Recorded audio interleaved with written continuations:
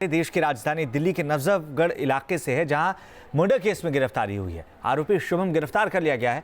महिला दोस्त की हत्या का आरोप है और वारदात के बाद से ही शुभम फरार बताया जा रहा था। लाइसेंस से पिस्टल और गाड़ी मौके से बरामद कर ली गई थी, लेकिन शुभम का कुछ पता नहीं चल रहा था, जबकि एक और दोस्त को जगह से ही गिरफ्तार किया गया था और अब दिल्ली पुलिस के हत्थे दूसरा आरोपी शुभम चढ़ चुका है।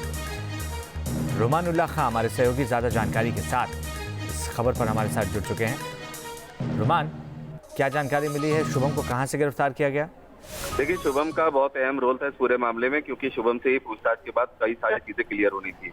परिवार के आरोप लगाने के बाद 302 यानी हत्या का मुकदमा इसमें दर्ज किया गया था, क्योंकि जो बयान थे उसमें सीधे तौर पर योगेश, जिसकी गाड़ी और लाइसेंस की पिस्टल थी, उसका कहना था कि वो गाड़ी शोध रहा था, पिस्टल गाड़ी में थी।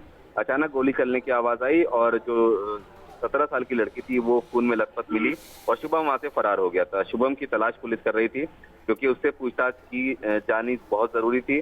आज शुभम को गिरफ्तार कर लिया गया है और उससे पूछताछ चल रही है और जाहिर है कि शुभम से पूछताछ में कई अहम जानकारियां सामने आ सकती हैं, जिसके बाद इस केस के बारे में कई और क्लूज पुलिस को मिलेंगे और थोड़ी देर में सुबह तक ये कह रही थी पुलिस कि ये आत्महत्या का मामला है या हत्या का मामला, ये साफ नहीं है। तो अब जो शुरुआती पूछताछ है उसके बाद क्या पुलिस ये कहती नजर आई है कि ये तस्वीर साफ हो पाई है या नहीं? देखिए, बिल्कुल वही बात पुलिस अभी भी कह रही है, क्योंकि जो सर्कमस्टेंसेस थे उसमें सबसे अहम शुभम से पूछताछ और उसके बयान जरूरी थे और साथ ही साथ जो फॉरेंसिक एविडेंसेस थे उनकी जांच करना भी बेहद जरूरी था। अभी शुभम सामने आया है, उससे पूछताछ की जा रही है, क्योंकि पुलिस का मानना है कि जिस सर्कमस्टेंसेस में डेड बॉडी मिली है, दोनों ही संभावना से पुलिस ने इनकार नहीं किया है। जाहिर है कि शुभम से पूछताछ के बाद अहम खुलासे होंगे, पता चलेगा, पुलिस को क्लूज मिलेंगे और जाहिर है कि किस तरह से लड़की की मौत हुई, क्या हत्या है या आत्महत्या, इससे पर्दा उठेगा। बहुत शुक्रिया रुमान तमाम जानकारी के लिए।